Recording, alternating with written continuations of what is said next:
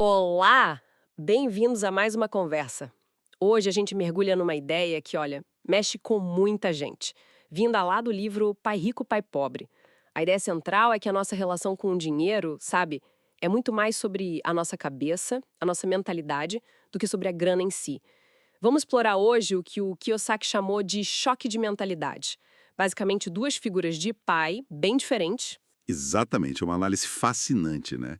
De um lado, tem o pai biológico do autor, o pai pobre, um cara super instruído, acadêmico, funcionário público, mas que, financeiramente, vivia apertado. E do outro, o pai rico, que era o pai do melhor amigo dele. Esse aí nem terminou a escola direito, mas olha, construiu um patrimônio considerável. E o nosso papo aqui hoje é tentar entender não só o que eles pensavam de diferente, mas, mais importante, como é que essas mentalidades, esses sistemas operacionais financeiros moldaram a vida deles. É uma ótima forma de colocar. E essa diferença já aparece logo de cara no conselho sobre estudo, né? É quase o oposto. O pai pobre dizia o quê? Estude bastante para conseguir um bom emprego, um emprego seguro. O clássico, né? O caminho tradicional que a maioria de nós ouviu, provavelmente. Segurança em primeiro lugar. Sim. Aí vem o pai rico e fala: estude sobre dinheiro para você nunca precisar depender de um emprego. É uma virada de chave total. Total. E aí a gente começa a cavar um pouco mais fundo, né? Onde cada um colocava sua confiança para ter segurança na vida. O pai pobre, ele buscava essa segurança fora, num bom salário, nos benefícios, na estabilidade que uma grande empresa ou governo, teoricamente, oferece. Uhum. A segurança que vem de fora para dentro. E isso, já o pai rico, ele fazia o contrário. Ele cultivava a segurança de dentro para fora. Como? Através do conhecimento financeiro. Ele queria entender as regras do jogo do dinheiro, sabe? Ter coragem para tomar riscos, mas riscos calculados, claro. E o ponto crucial, construir ativos. Ativos, que é um conceito-chave no livro, né? Explica um pouquinho melhor o que ele quer dizer com ativos versus passivos. Claro. Para Kiyosaki, de forma bem simples, ativo é tudo aquilo que coloca dinheiro no seu bolso. Pensa num imóvel alugado que te gera renda todo mês, ou ações que pagam dividendo, sabe? E passivo é o contrário, é o que tira dinheiro do seu bolso. O financiamento do carro, a prestação da casa própria onde você mora, coisas assim. O pai rico focava obsessivamente em acumular ativos. Entendia. E essa diferença de mentalidade transparecia até no jeito de falar, né? Isso eu acho incrível. O Kiyosaki conta que eu ouvia muito do pai pobre a frase: "Ah, isso eu não posso comprar." E ponto final. Acabava ali a conversa, a possibilidade. Sim, é uma frase que fecha portas, né? Limita o pensamento na hora. Exato. Aí o pai rico, quando confrontado com algo que ele queria, mas não tinha dinheiro na hora, ele não dizia, não posso. Ele se perguntava, como eu posso comprar isso? Muda tudo, né? Não é só uma questão de palavra, é uma mudança de atitude mental. Essa pergunta, como eu posso, ela obriga o cérebro a procurar soluções, a ser criativo, a pensar fora da caixa. Em vez de aceitar a limitação, você busca um caminho. Faz total sentido.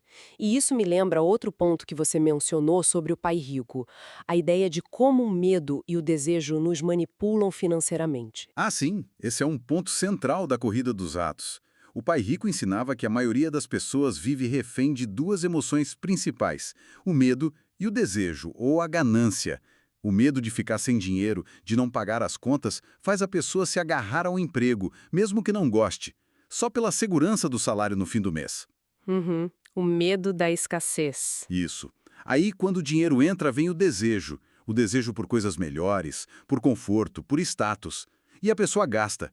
Compra um carro novo, uma TV maior. E aí precisa de mais dinheiro para manter esse padrão. Exatamente.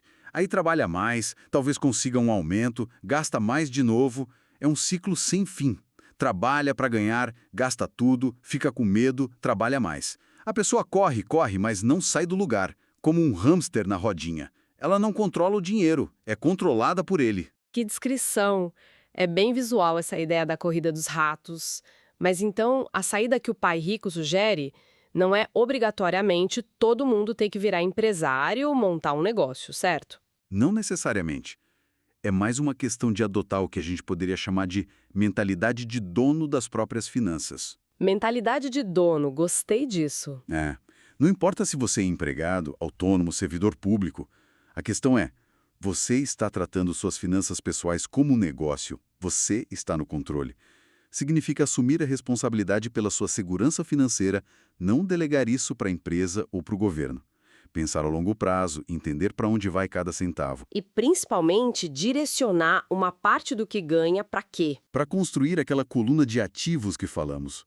Fazer o dinheiro começar a trabalhar para você, gerando mais dinheiro mesmo enquanto você dorme. É essa a grande virada. Deixar de ser só a força de trabalho e passar a ser também o dono do capital, mesmo que em pequena escala no início. Isso exige uma disciplina e uma visão de futuro bem diferente da mentalidade de só pagar as contas do mês, né? Com certeza. Exige sair da zona de conforto do salário caindo na conta e pronto. Exige educação financeira contínua. E falando em educação e mentalidade, isso me leva a um ponto que acho bem sensível, que são as nossas crenças sobre dinheiro. Muitas vezes, crenças limitantes que a gente nem sabe que tem. O livro toca nisso, né? Aquelas ideias tipo, dinheiro é a raiz de todo mal. Ou, para ficar rico tem que passar por cima dos outros. Ou até, dinheiro não traz felicidade. Sim, toca bastante. E essas crenças são poderosíssimas, porque elas operam no nosso subconsciente, muitas vezes. Foram programadas lá atrás, na infância, pela família, pela cultura. Crenças como ricos são gananciosos, ou é mais nobre ser pobre. Isso pode sabotar qualquer esforço para melhorar de vida financeiramente, sem que a pessoa nem perceba. Mas a pergunta que fica é, dá para mudar isso? Dá para reprogramar essas crenças que parecem tão verdadeiras pra gente? Olha, o livro argumenta que sim. Não é um processo fácil nem rápido, claro. Exige autoconsciência e esforço contínuo. O primeiro passo é justamente esse, trazer a crença para a consciência. Identificar o pensamento quando ele surge. Opa, pensei de novo que não merece ter mais dinheiro. Certo. Reconhecer o padrão. Exato. Depois, é questionar ativamente essa crença. De onde ela veio? Ela me serve hoje? Ela é realmente uma verdade universal ou só uma ideia que eu aprendi? E aí, o passo seguinte é escolher substituí-la por uma crença mais fortalecedora, mais alinhada com os objetivos que a pessoa tem, como as ideias do pai rico, por exemplo. É quase como desinstalar um software velho e instalar um novo.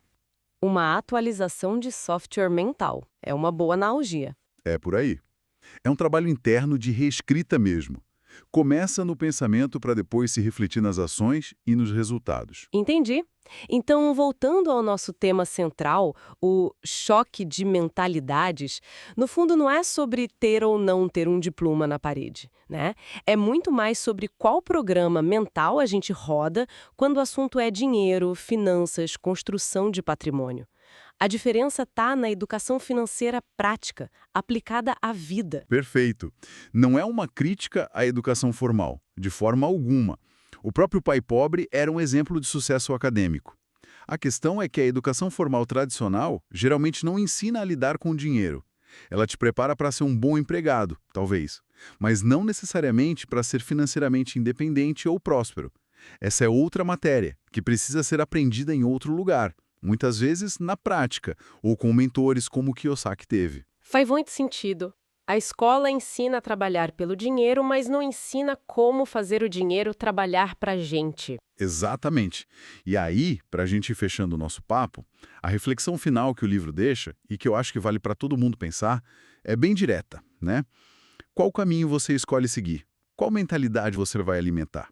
A do pai pobre, que prega o trabalho duro, a segurança do emprego, talvez até uma certa resignação de ter que trabalhar arduamente a vida toda pelo dinheiro. Ou Ou a mentalidade do pai rico, que foca em aprender constantemente sobre dinheiro, em assumir riscos calculados, em construir ativos e, fundamentalmente, em fazer o dinheiro trabalhar para você, buscando a liberdade financeira. Não tem resposta certa ou errada universal, né? Mas a escolha de qual filosofia adotar, essa sim, define completamente o jogo financeiro de cada um. Fica aí a provocação para quem nos ouve refletir.